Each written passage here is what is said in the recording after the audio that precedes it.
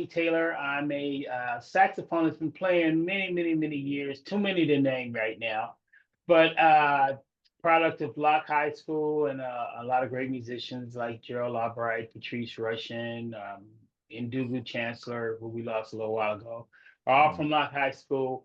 And just happy to be part of that legacy. I've worked with, did a couple of TV theme show sitcom songs with by a lady by the name of Shaka Khan, which I'm sure you guys have heard of, and did a 3-year tour with Miss Anita Baker, and been kicked around the block a little bit. So just happy to be a part of the Third Force project. Oh, that's so awesome, dude. Wow, Dude, well, I mean, and of course you came to us through because obviously our brother Derrick Edmondson was a big part of Third Force. And as people were like I was like, oh gosh, what are we going to do? Derrick's like, really, he's such a unique spirit. And, Yeah. it's like people were saying, oh, you should talk to this person, you should talk to this person. And nothing felt right to me. And so I was like, okay, well, I think what I need to do is I need to go to Deborah and say, if there was someone who could both honor Derrick's legacy and have their own thing and really contribute to Third Force, who would you recommend? And she just like without a second thought of you. She's like, wow, it's like this is the guy. And of course, I came straight to you, and right away it was like, yep, this is the one. So thank you. Yeah. Oh man, I'm glad to be a part of it. And me and Derrick were each other's first call, subs, and man, it's just a blessing whenever I get called to do something, for him or something that he would have done. I always try to bring my best. Well, I always try to bring my best, but just to do it in his honor, you know what I mean? Yeah, totally. Yeah. So, I'm just going to ask you a couple of questions before we start playing the music, but I'm curious about what did you notice or find unique about our creative process, the way that Third Force works, or, what was the thing you noticed the most about working with us that may be distinct about working with other artists? Well, it was really cool to to communicate back and forth, and not really being in the same room or anything, but man, you're really good at giving me a good base to work from, and the communication, and even though it's over the internet and all that kind of stuff, you really explain what you want very well. And so we got that, and man, once we understood what you wanted, we're off to the races. So I had a lot of fun doing it. That's great.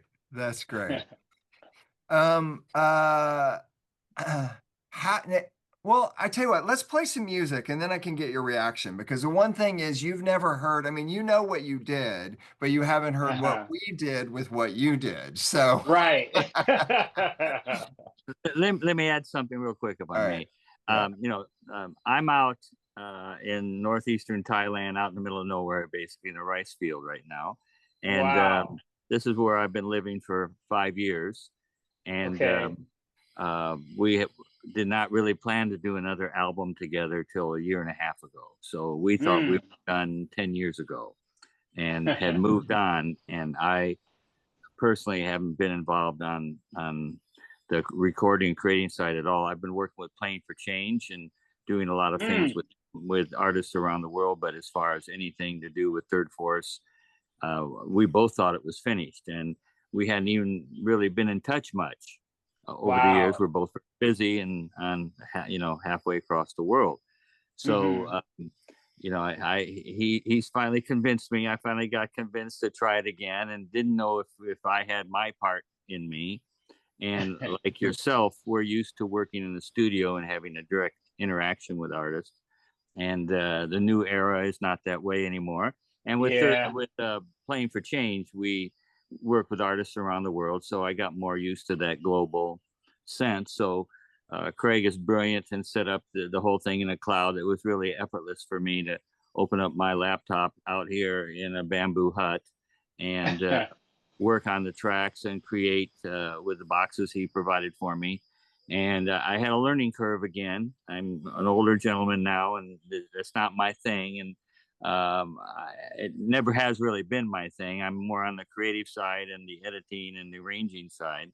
But it took a while, and we got a rhythm going. And so it got, I would say the middle of the project was the most fun for me.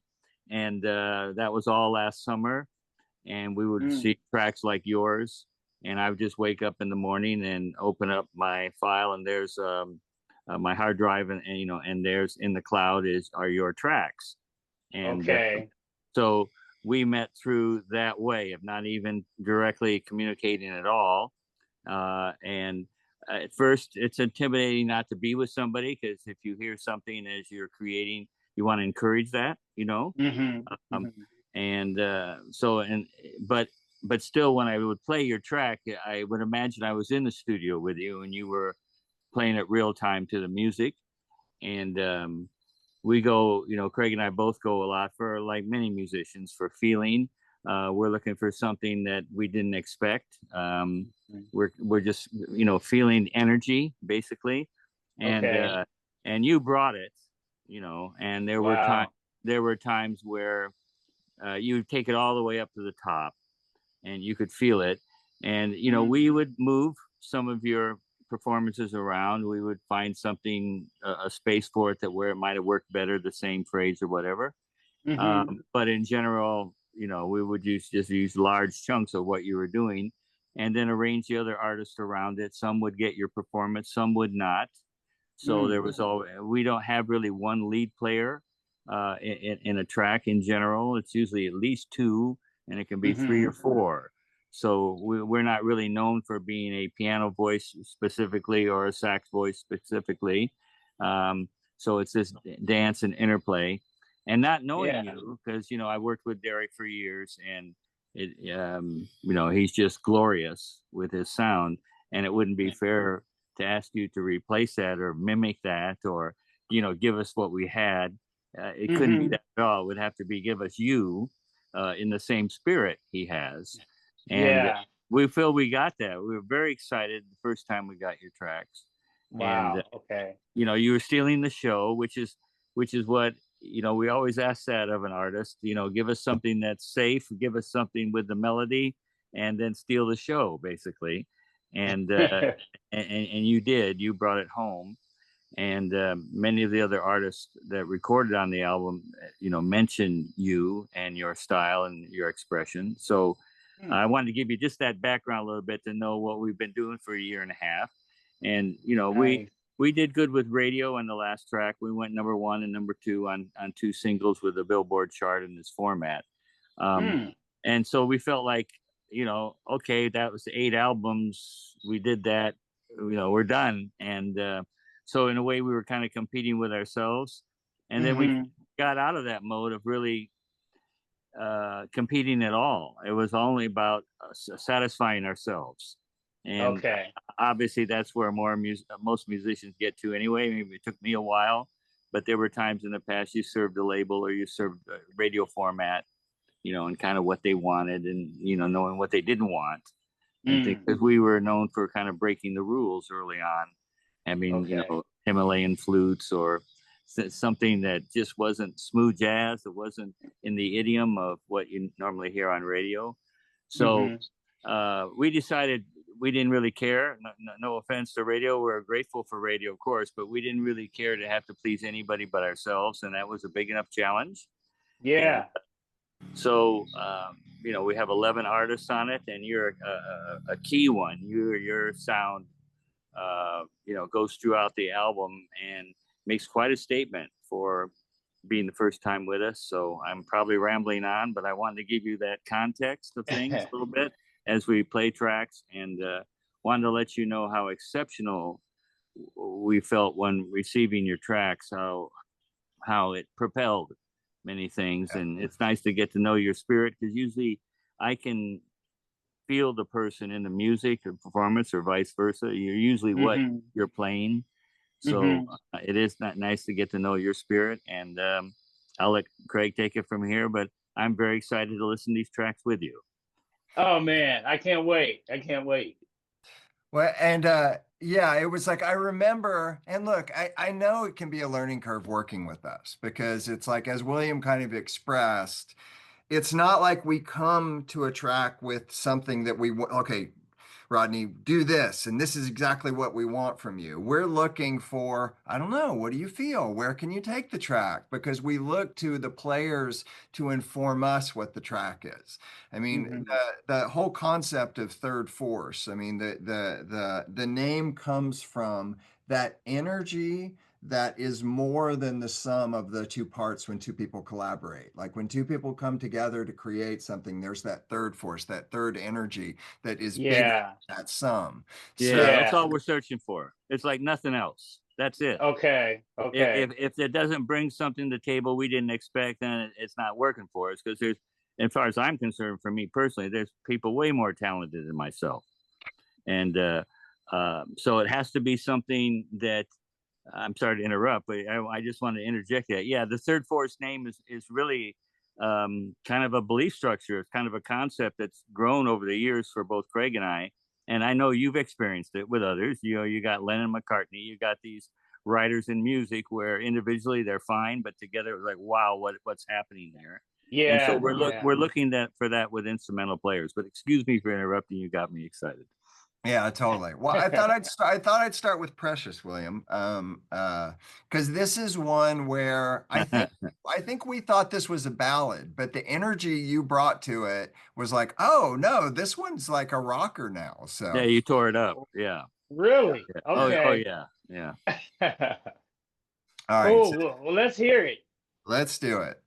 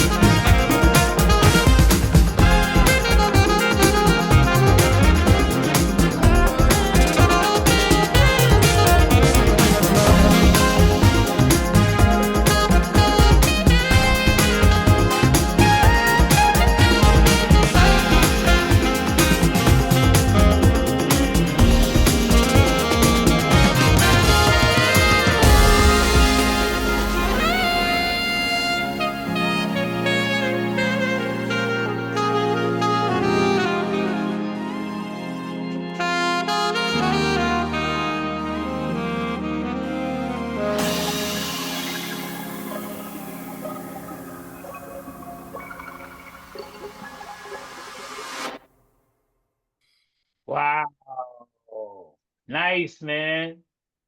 Really cool. Really cool. Yeah, you are all over that one in the horn sections and the melody and the Yeah. solos. Yeah. Yeah, man. Yeah, yeah. And doubling the piano and yeah, yeah. Very cool, man. Very cool. Yeah, we got Wow. many other friends on there. My friend Mermans from the Congo playing the percussion and harmonica. Again, Mm. the harmonica is kind of a rule breaker, you might say, in smooth jazz, but Mm-hmm. the flavor just fit. It just fit like a glove when he works with you, and yeah, it's just wonderful to hear. Like I say, you stole the show on this track, and it became the the guiding force of the track, to say the least. So Wow. Wow. I Yeah, think this was man. the last one you worked on. And I remember I'm saying, no, this is a feature. I want you to just like turn off everything and just own it. And you're finally like, Yeah. and I was like, and you're like, mistakes and all. I'm like, yeah, man, just go for it. And you did.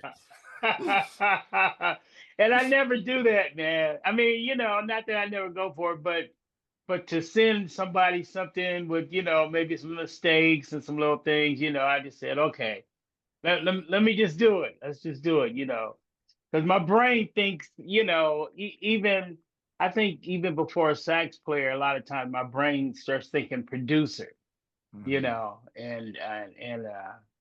so that was a little scary for me to do. I could tell. And I just want to say thank you for trusting us enough to do that. Definitely Yeah. to give us that spirit because there's something that came through in your spirit when you let go on that track that's just magical.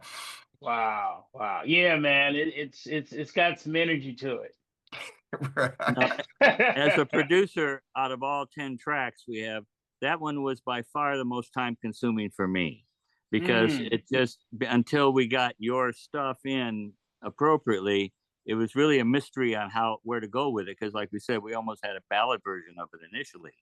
So Hmm. and you just took, I'm just riding a horse, I'm riding this bronco with you on this now.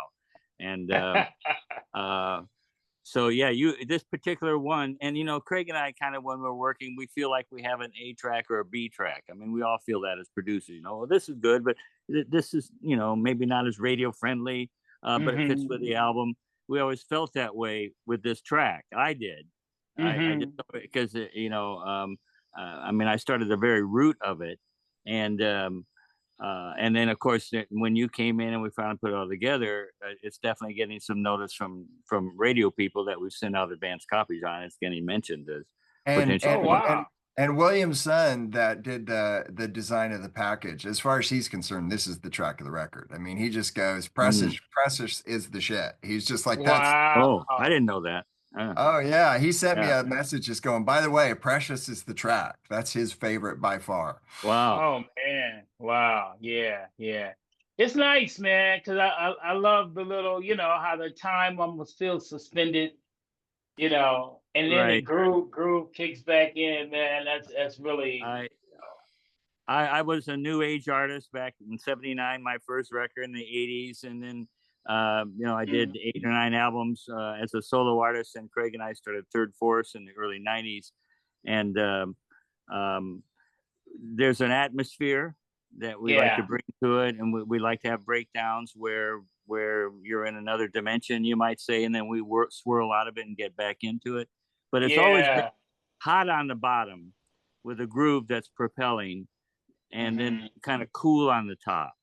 And we Yeah. we try to Okay. roll with both of those. It varies among tracks, but generally that's the theme and everything, because we have a propulsion kind of with the beats. And I know Hmm. today's world things are more simple, and we do have a ballad on here that's a little more simple, but ours gets a little complex with percussion and kind of the depth, and we have a more modern kind of percussion sound in here also. Um, Yeah. but yeah, I guess I got to say this too. It was a kind of almost an unthinkable job to kind of replace Derrick, you know, and Hmm. and so you come in with that mode, and Craig and I are missing him on so many levels, Yeah. and then you came sideways. It was like, okay, okay, what's this? Oh, somebody's feeling it, somebody's hearing it, and it's definitely, you have your own voice. There's no question, your own signature. And there Wow. were times when you get blue, where it goes a little blue in the phrase and kind of go out of bounds a little bit, and you come back. Those were just killing me. In the outro here, there's that where you go all the way to the top. It's that Saturday Night Live thing, and, Yeah. and you take it all the way down. And every time somebody plays it, I mean, I'm sure Dustin responds to that like most people do. So anyway, a real treat and a good one to start off with, Craig. Yeah. Yeah, man. Wow. Well, that's special to hear. Hear that people are digging it that much, man. I know as a producer, it's sometimes hard to take that hat off and just be an artist. Now for you to not really hear this for a while, you don't know what we selected where, you don't know who the other elements are dancing with you. I can get in your head, and I can imagine how much fun that could be, because you could just let go of the whole thing and just hear the statement of it and be more of a fan, a listener than a producer or an artist. So, and we kind of hear that through you. We've been doing these with other artists, and in every case, when we're playing it, all the little things I wished I would have done, because I got that list that never stops in my head as a producer, that they go away. It just all goes away. We hear one thing, and and so to me, it's in that track. Yeah, and that's the magical thing for me on this experience of listening with people. They sound better to me when I listen with you than when I'm listening by myself. It's great. Yeah. All right. So shall we do Now and Forever next? You're doing good on the sequence. Let's do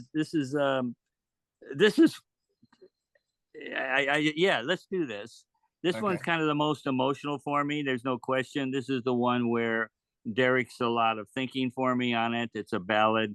It's beautiful. It ends the album. Okay, you want to do Don't Say Goodbye then? Oh, I'm sorry. Forgive me. Which one were you saying? Now and Forever. I was going to end. Oh, forgive me. That's another ballad. Yeah, let's play that one. No, let's play that one next. We'll get into the other one then. Yeah, we'll get into Don't Say Goodbye. I got a little confused. You're on so many. I know.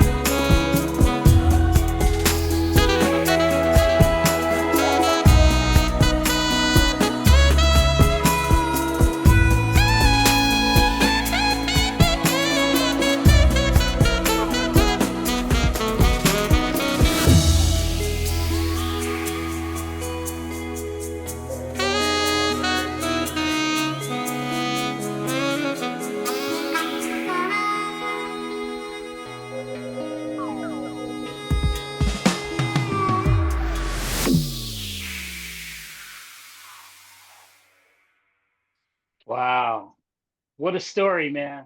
That, tell, Right. that tells a story. Totally. And I bet Yeah. that's your first time doing a trade-off solo with the Nepali flute player. Yeah, I Right. recorded that in the Himalayas. The flautist is a very famous Nepali, and I recorded it in the Himalayas.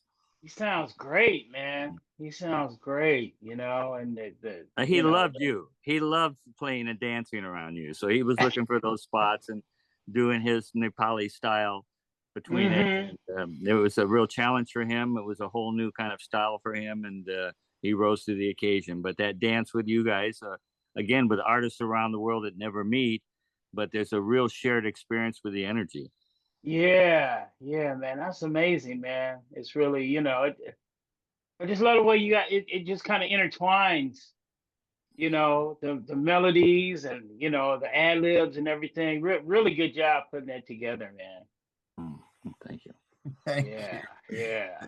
Thank you. I mean, it really is incredible. Like William has a lot to do with how these things go together. And I know it's like it can be a torturous process for him, but I mean, just him putting all the puzzle pieces together and working with it and too much and too little until he finds that magical dance between all the elements. I mean, he's taught me so much about that kind of way of producing. Yeah, it's pretty amazing. I know it has to take time, man, because you got all these elements. Because you would ask for multiple tracks from me. From everybody. Wow. The same process with 11 people. Oh my goodness. Yeah, as well as our own stuff. So, and there were times when I felt hopeless, to be honest with you. Like, oh my God, what do I got here? I got spaghetti, and I knew we were responsible for the final sound. But the bottom line is, and I'm sure it's the same with you, you have to be able to play it 100 times and love it. Yeah. And to get there is a mountaintop. There's no question. But then when it's there, it's there. Yeah, man. Well, it's there. It's there. It sounds great. I'm loving it, man. Thank you. Well, we got more coming here. All right. Well, so this is the last one that features you. So, and William, do you want to say anything about "Don't Say Goodbye"? Because you were already kind of going. Well, this is the coda of the album.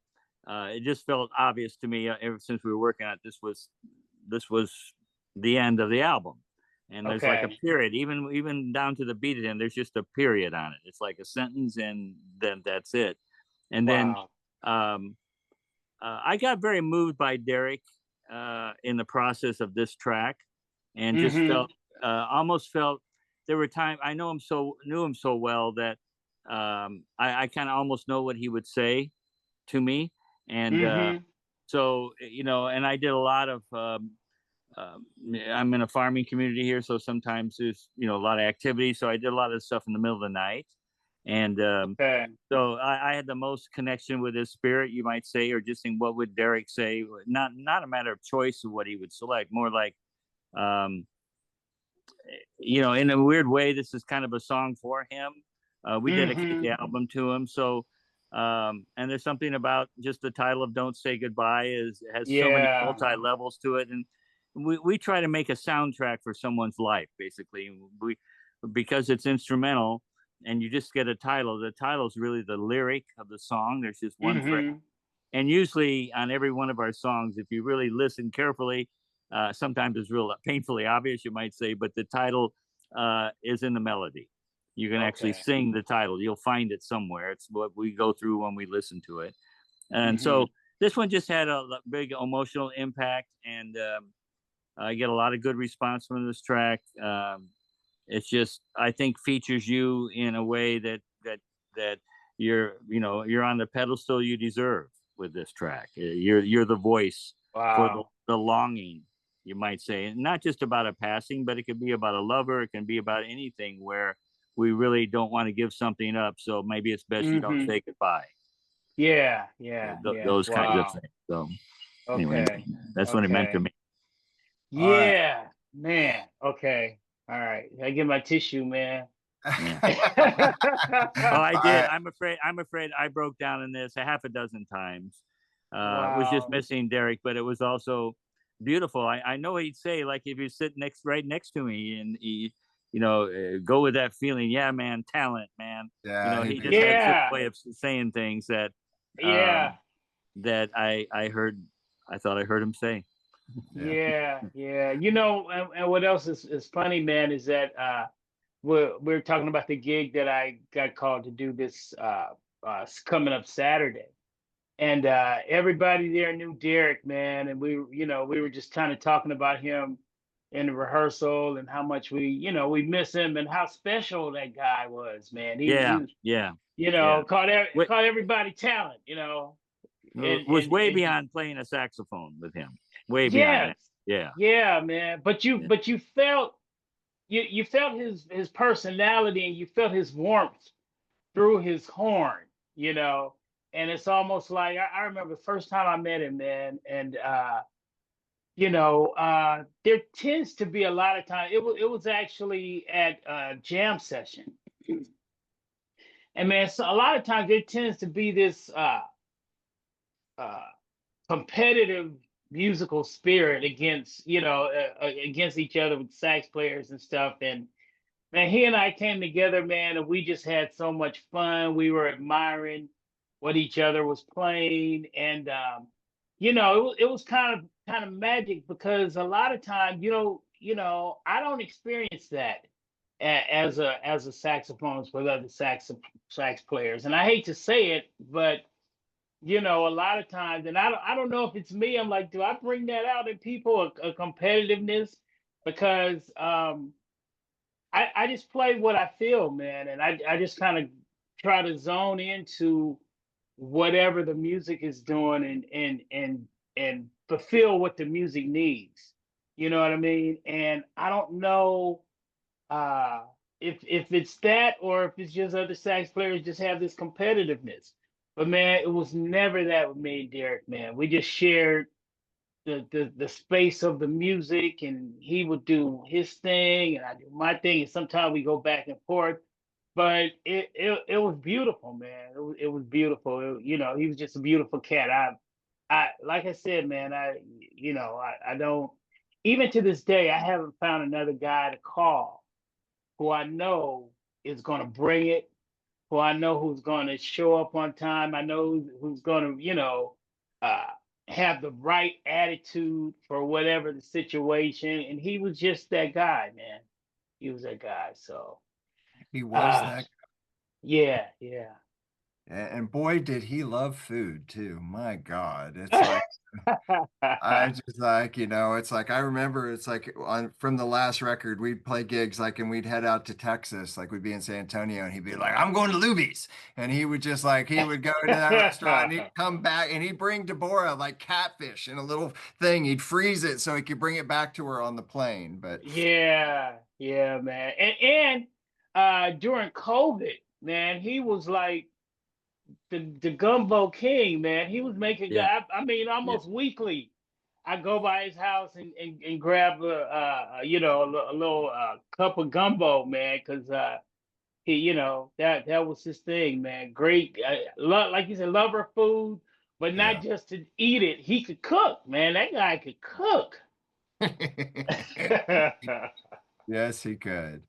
All Yeah, right. You ready to hear this track? let's do it. All right.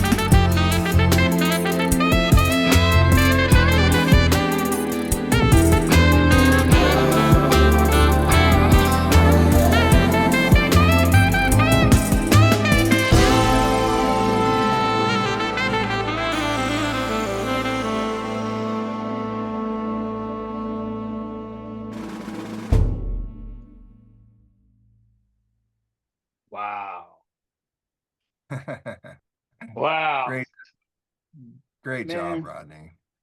There's some stories being told in all of these, man. Just like you even calling it a dance. It's a dance. It's a conversation that's going on. Just intertwined. But yeah, that one. I can see why you put that as the period. It speaks. Really speaks, man. Yeah. Our friend Roberto Luti from Italy played the slide guitar. He's a longtime blues player from New Orleans. I mean, played in New Orleans for many years. He's originally from Italy, and Uh-huh. I worked with him with Playing for Change on many videos over the last 20 years, and we gave him a shot at trying a few things. And this one, really spoke to him. And Yeah. dancing with your sax, the whole thing was about dancing with your sax, and he really loved it. And we had pleasure of speaking with him last week on camera with this, and Okay. getting his feeling all of it. It's the first time he's been involved with third force like yourself. So Mm-hmm. but he has similar vibes. I mean, he just thinks it's magical, and that glad he could find his space in there. He knew how to hold a note and how to find that little hole where it was like almost a dance with you, almost a Yeah. hug sometimes. There was Yeah. something, and sometimes it gets a little gritty, and you Mm-hmm. just get that little feeling. I know you're feeling. I know you are. So yeah, I just love that track, and we get a lot of good comments on it too. That's I wanted to add that we are motivated mostly by the comments of the listeners. Mm. Frankly, there's not huge money in this, and you Mm-hmm. borrow a bunch of money to make the album, and so I'm not motivated by that. I feel retired, and I'm happy. I'm a rice farmer, and Mm-hmm. I have buffalo here. I got dogs, I cats, and I'm really satisfied. But Oh, wow. getting into this mode with Craig again, kind of awakened me in it, and then reading the reviews. It's extremely polite on any format. Go to Apple Music or anything, and it's almost like we paid a lot of people, because there's just a lot of good comments similar to yours, where they would tell their story of how this became a soundtrack, from whether it was they're in a convertible after a wedding and they played it all the way across the country. Yeah. We Yeah. get people that tell us the stories where that worked for them. Mm-hmm. And just recently, just last week, we got a message from a gentleman in Ukraine, and I Mm. was very moved by it, and we responded. But he basically said, when the air raid sirens go on, he plays our music. Wow. And I go, okay, Wow. I mean, this is like last week. And Yeah. there's just a context where we're kind of making these soundtracks that people can apply to their life. Yeah. And of course, Yeah. that's the third force there. That's something we can't plan ahead of time or organize or make it do this. It's something that the Yeah. combination of the people. So in a way, even though they're not playing music, the fans themselves have become part of the music. And I know Mm-hmm. you know what I Mm-hmm. mean when I say that. I hope you didn't mind me. Yeah. No, yeah, I can definitely see that, man, because it puts you in a better place. Like I've been saying, atmosphere. The music does that to you. So I can see with somebody, you in Ukraine, and they're going through what they're going through, and kind of maybe even in a survival mode, man. You need that release. You need something that's gonna uh change your vibe, or at least help your vibe, to get to a better place and a better feeling. So you guys have that, man. It's in the music. Thank you. Yeah. Thank you. Thank you. Well, Rodney, thank you for doing this with us. Thank you for coming on, and mostly thank you for the heart and soul that you put into this project and the contribution you were to it. So Oh man, well, I appreciate it. And when you like I said, as we communicated, and I got into what you were really looking for, it was fun. I really had, especially with playing and doing the solo stuff. That's always fun, but just as much fun doing the horn section stuff, man. Because it was Mitch was his name, right? Trumpet player. Yeah, Mitch. And the phrasing and the swells and all of that kind of stuff. And then uh playing sax to that, a lot of time I could sneak in some lip slurs and some little things like that just to kind of help the expression of it. It was Exactly. really cool. It Exactly. was, And gosh, I mean, and those little things you did just with the little bending into it or with the with lip slurs, as you say, it's like it Yeah. added so much because that's, it added the humanness of it. You can actually yeah, hear like someone really playing those parts. yeah, man. Well, a lot of time it's the little, it's the our perfect imperfections, if you could say that. Those little nuances, man. That, like you said, just make it human, man. They gives it life. Sometimes I know I've been a little concerned with this AI stuff because somebody just sent me something and some website where you can say, okay, uh, make me a song with these lyrics and this, genre and all this kind of stuff. 30 seconds later, AI does it. But man, it does not, I still don't think they can get the human feel and the human expression. But because first of all, what the first word is artificial, so it's not real. But man, this kind of helps me, because I like I said, I got somebody shared it with me last night, and it really kind of did a number on me because I was like, oh my God, man, all these years of work, all these years of exploring music and phrasing and what makes things musical,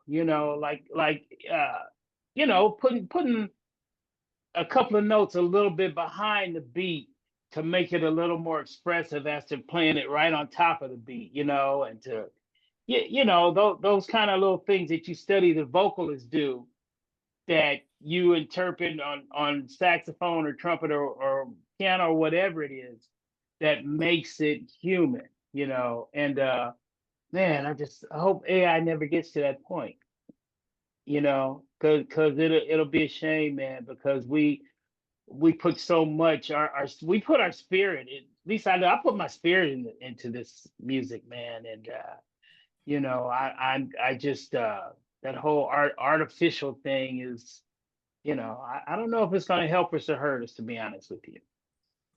Yeah, well, I Well, think we'll see how this. I'm sorry. Go ahead, Greg. no, I mean it's like I look, I'm right with you. Someone shared something with me, and my initial reaction was I'm just like, oh my God. I mean, my first thought was I'm glad I'm freaking approaching 60 because oh my Right. God, if I was a 20 something, I'd be depressed. But Yeah. I was just recently watching. I mean, at least for me, I've contextualized it as a tool. It's Hmm. like there's going to be things that are going to add to what we do, and there's things that are going to detract. And I Yeah. was watching a friend over the weekend just interact with it more like a conversation, like an assistant, and they were saying, "Oh, we'll try it this way," but they were Hmm. tweaking it from there to find the soul of it because that's the thing about it. It just, like you said, it doesn't know to put a couple things behind the beat or to create those things that you can't put your finger on, but make something Uh-huh. very special. So, Yeah. So we'll see what happens, man. I hope that wasn't a downer for you, no, but no, no, yeah, no. Well, yeah. I was going to But say this album. Let's see what this album does. We have an unusual amount of support out of all the albums we've ever put out. I've never experienced this kind of support from the record label or from radio. So mm, there's a lot of big talk. We're in supposedly over 100 stores already with pre-orders, and including oh Japan and wow, Germany. Tower Records Japan is legendary, and yeah.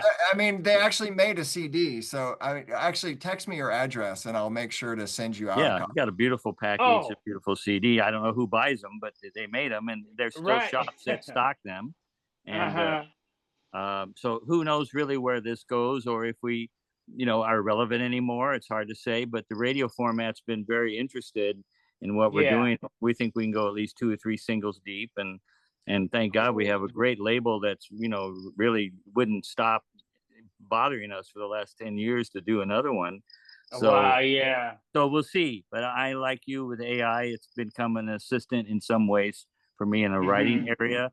But there's you know, perfect is not always perfect, and Exactly. they're too perfect for me. And you want your personality. Everyone's got a signature, it seems, but you go that route and you get something perfect, but not necessarily you. And Yeah, so yeah. I don't know where the middle way, because there's going to be a middle way on it. But like you, Craig, I'm glad I'm an elder, and I'd rather do it the way we've always done it. That's, Yeah, for some reason, it yeah. just feels best because there's a lot of interaction with a human, which is much Hmm. more entertaining. Like talking with you is better than this damn AI machine. So, Right. uh, but we'll see how people respond to it. I think there is you know, I think there's a movement where we're trying to keep reality still, and find Yeah. that middle way. And it's too easy. I know friends too that have been working on tracks with AI, and you come up very quickly, and you can name a style and an artist and all that stuff, and you get something clever. It's clever, Yeah. but Mm. not soul satisfying. And I just think there's, at least in this format of music, people are more like yourself and us, where we feel the music, and I just don't think they're there yet with being able to create that. Yeah, yeah, yeah. They're not there, but I'm hoping they don't get there. Yeah. But Yeah. man, what a pleasure, man. I Thank appreciate you. you guys' work and you know, your spirit, man, and it comes through the music. So thanks for making me a part of this. All right. Awesome. Right. Well, Rodney, thank you. Thank you for coming on. Thank you for just your spirit. We appreciate you. Oh man, I appreciate you guys likewise. Right. Good luck to you, Rodney. All right. And Okay, all right. I have a good appointment today. Yeah, thanks. Yeah. All right. Yeah, Bye yeah. bye, guys. All right. Okay, take Bye, care. everyone. Okay, guys, bye.